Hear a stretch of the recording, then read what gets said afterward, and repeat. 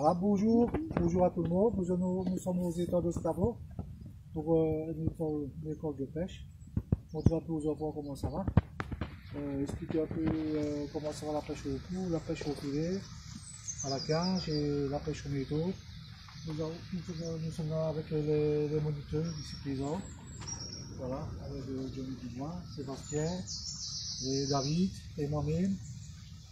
On va un peu expliquer aux enfants comment ça va pour différentes techniques de pêche, comment il faut faire pour prendre le fond et expliquer un petit peu les amorces avec les pellets, les asticots, notamment faire l'amorce que je montre aux enfants, comment est-ce qu'il faut bien préparer et pourquoi la tamiser, c'est important. Et voilà, est-ce qu'il y a des enfants qui ont déjà un petit peu pêché, un petit peu, savez un peu comment ça va? Oui. Ouais, vous connaissez un petit peu les poissons, les gargots, les toches, les carpes. Ouais. Oh. Ouais. Ah oui, ah ouais. Oui, Franck. Donc j'ai eu quelques cours quand même, oui. Voilà. Ah ben voilà, nous allons commencer notre plage. On commence à faire l'amorce avec les enfants. Voilà, je vais prendre l'amorce. On va regarder un petit peu. On va leur préparer, ouais. Voilà, je vais préparer l'amorce. Ouais, c'est ça. Venez, et essayez de ne pas trop rester sous la route parce que.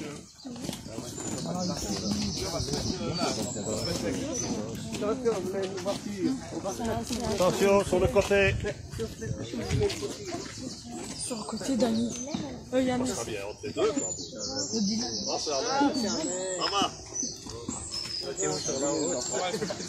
Ah ok, on se met sur la route. Où ça l'air? Où ça l'air? Là, ça coupe.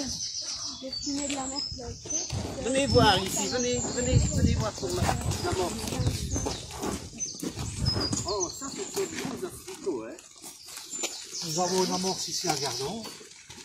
Voilà, nous avons nos asticots qui sont ici, les asticots blancs, asticots rouges. Et voilà notre amorce. On va préparer tout ça ensemble. Ça fait, on va mettre dans le fond. On va prendre un tout petit peu d'eau. Voilà. Léon.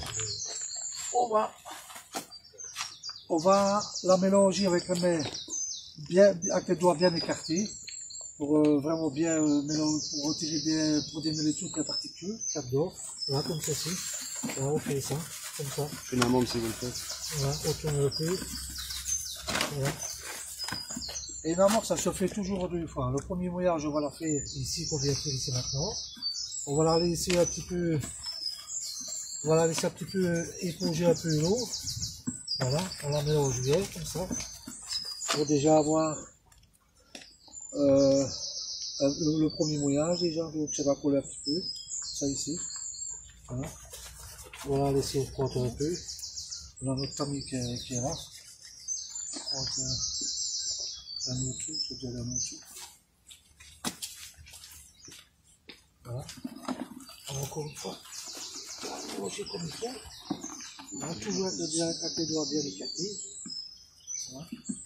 Et avoir un bassin pas trop petit. Il faut un bassin un peu plus large pour vraiment bien mélanger toute l'amorce pour qu'elle s'imprègne bien d'eau. Voilà.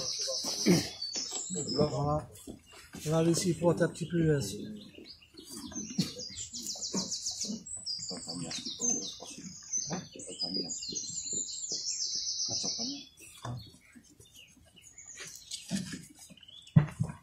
C'est un petit peu comme ça. On a déjà les deux cléments. Comme c'est une amorce d'argent. Voilà, c'est un coco. Voilà, j'ai bien donné dessous. Voilà.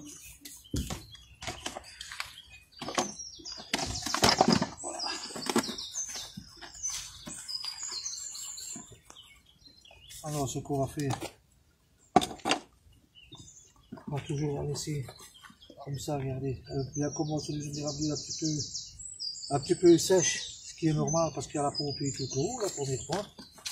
Comme ça, qu'on va les encore un peu comme ça, pour qu'elle prend bien. Normalement, entre les deux mouillages, on doit avoir au moins minimum un quart d'heure entre les deux mouillages. C'est préférable pour que la première mouillage, déjà pour qu'elle prenne bien l'eau. Alors, on va On va tamiser une fois.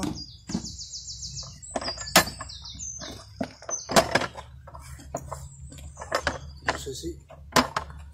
On prend le bassin et le tamis.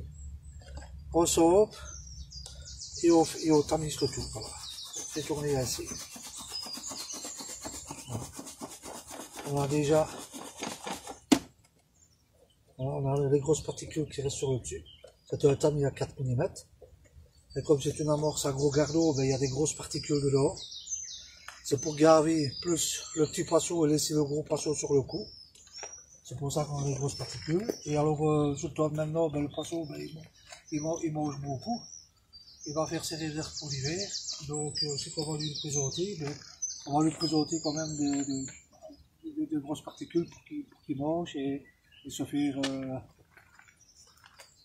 se bien nourrir pour l'hiver, pour faire ses réserves en fait. Alors, donc ça ici on ne le retire pas, on va le laisser dedans, on va le retourner dedans, voilà, comme ça. On va le remettre dans le gros seau. Voilà. Et ben, on a vraiment une amorce bien homogène, bien mouillée partout. Voilà. Elle est prête à pêcher. Voilà.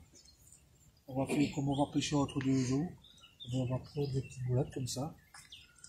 Et on va taper en haut. Et alors ça va créer un nuage. Le poisson va venir dedans. On va venir se nourrir dedans. Et ce qu'on va mettre dedans un petit peu, c'est des asticots. Voilà. On met une pincée d'asticots. De blanc.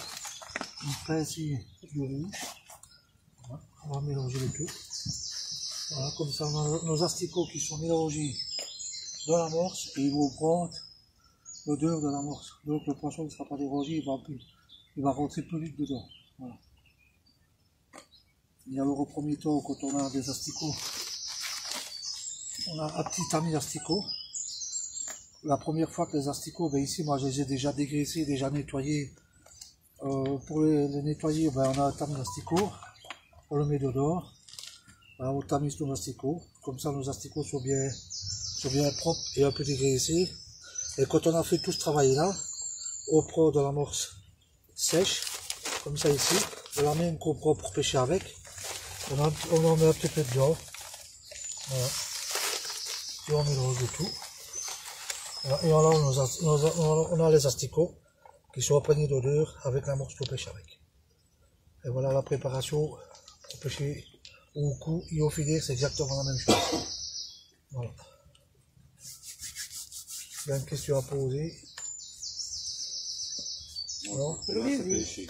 Voilà, on n'a plus qu'à pêcher maintenant. Voilà. Ok.